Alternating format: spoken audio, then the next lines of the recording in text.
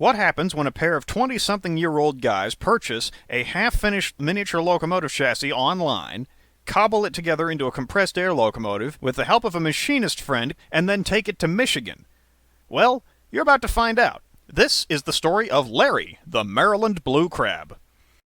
Now, for those of you who don't know, a crab is a casting kit for a basic live steam locomotive that until recently was offered by the Little Engines Company. Today, the kit is offered by Banning Locomotive Works.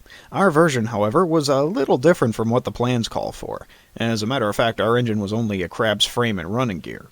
Our story really begins way back in early 2016, when the unfinished chassis of a Little Engines crab locomotive was listed for sale online. It was being sold by a live steam club on the West Coast for a good price, as it had been sitting untouched in their workshop for too long.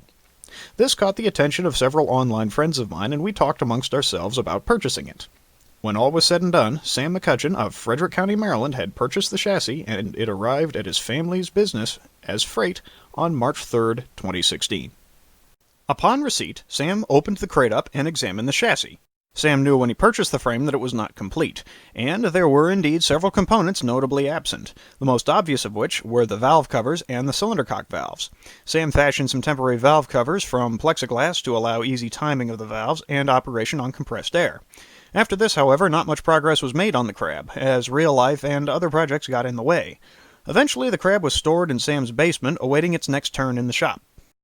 In July of 2016, Sam McCutcheon and I took a road trip down south to the Texas State Railroad and picked up an online gamer friend of ours by the name of Bradley Duncan, before returning to Virginia and Maryland, where we hit up a whole bunch of other steam railroads and met up with other gamer friends of ours.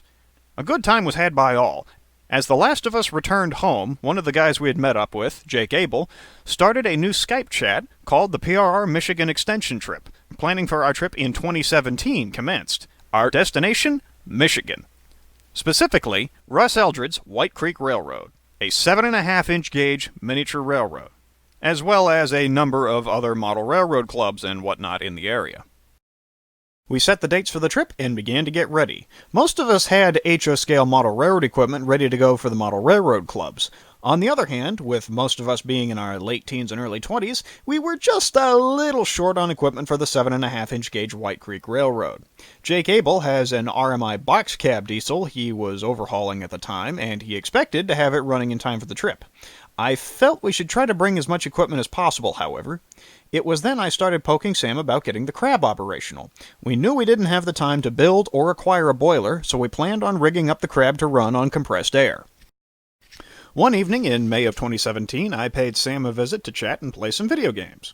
While we were talking, I brought up the topic of the crab. Sam pulled the chassis out of storage. I looked it over and said we needed to get it to run on compressed air to be sure it worked.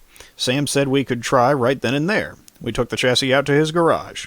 We moved the various parts of the running gear by hand and found that while a little stiff, the rods did move.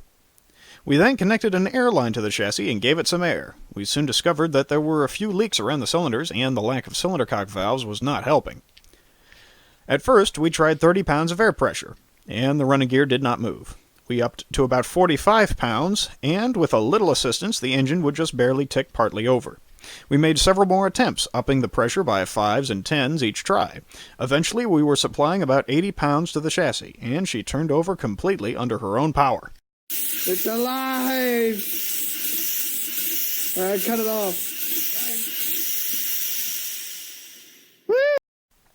As encouraging as that first test may have been, it uncovered several problems. The slip-eccentrics were missing set screws which allowed them to rotate freely on the axle. Concerns were also raised about other components on the chassis. Sam and I sent a few messages to a friend by the name of Todd Crone. He's also in the live steam hobby and is a machinist. After we described the condition of the chassis to him, he replied, "It needs some love." We discussed the situation with the folks going on the trip, and Jake Cobble volunteered a flat car he has as an engineer car for the crab. Throughout the month of May, I made a couple more trips to Sam's place to work on the crab where I could, and often reminded him of the impending deadline for the July trip. Eventually, with other commitments eating away at his spare time, Sam contacted me and asked if I wanted to take over the project. I accepted. I picked the crab up from Sam in mid-June and took it to Todd's place for him to look over. On Todd's recommendation, I got a bunch of screws to replace missing ones and fashioned new cylinder gaskets. I took care of what I could in-house, then dropped the chassis off at Todd's place again. While there, he found more issues with the chassis and running gear. The side and main rods were not properly assembled, resulting in a lot of slop in the movement. The crossheads were not built to blueprint specifications. Actually, we couldn't figure out what specifications they were built to. One of the main crankpin holes on a main rod was bored out incorrectly twice, resulting in a tapered hole. And the frame was warped. We were looking at a great deal of work to bring the frame up to design spec. Todd asked me what we were looking to do with it. He could try to completely overhaul it, but an overhaul would not be complete until after the trip. He could just deal with the worst of the problems and get the frame running. Not 100%, but it would run. Either way, the crab would not be very powerful. I made a quick phone call to Sam and gave him the news. We talked back and forth for a minute, and then came to an agreement. Just get it running, and we'd do touch and go from there. Over the next few weeks, Todd machined out new main rods, pins, and other parts for the crab. He also modified some of the existing components to be as close to the original plans as possible. He replaced the missing screws in the slip eccentrics and got the valve gear properly timed. After a few weeks and a couple of humorous Facebook posts, the crab frame was running on air.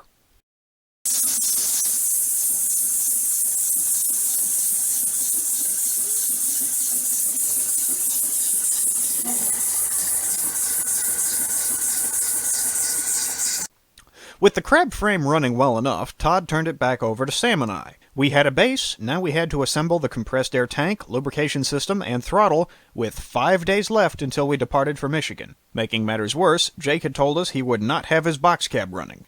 Clearance problems with new motors he had for it required new frame pieces, which he could not make until after the trip. I was now set on getting the crab together. Sam had purchased an air tank sometime before and had made a couple modifications to it. So, we just had to plumb it and mount it. For the next few days, I spent every evening with Sam working on the crab. My insistence on working on it got on Sam's nerves just a hair. It took us 2 days and a half dozen trips to Home Depot to get the plumbing figured out. Once she was piped, we did a quick test and began mounting the tank. We had to drill out holes in the legs of the tank to put U-bolts through, which was difficult because we lacked a good drill. We attempted using an air tool with a drill bit, which cut 2 holes through the metal in about an hour. The next evening I borrowed a good drill from my dad and we pushed the last holes through very quickly. We ran U-bolts through the holes and tightened the nuts. We soon discovered that we had tightened these nuts down too tight, however. We had tweaked the frame slightly and the moving parts had all seized up.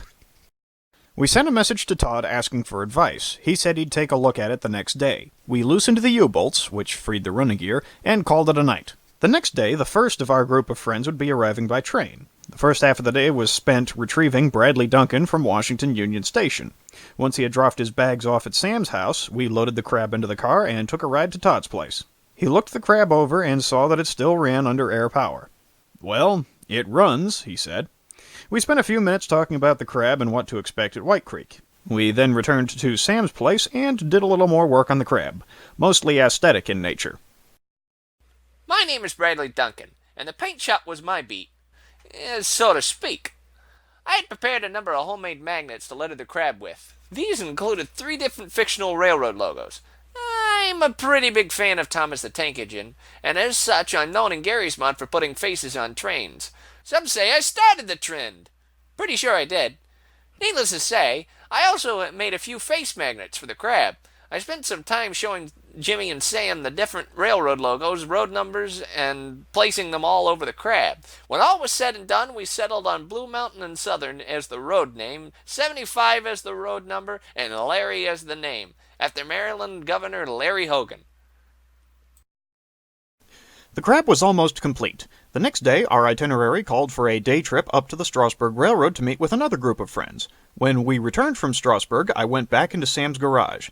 I made the last piece we needed for the crab, a drawbar to connect the crab to Jake Abel's flat car.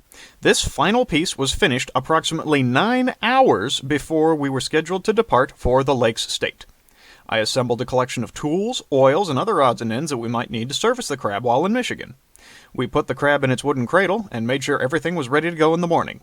I walked back into Sam's house and declared the crab finished. We then turned in for the night. That's where I'm going to leave the story for right now. However, keep an eye on this channel. The rest of the story is coming up soon.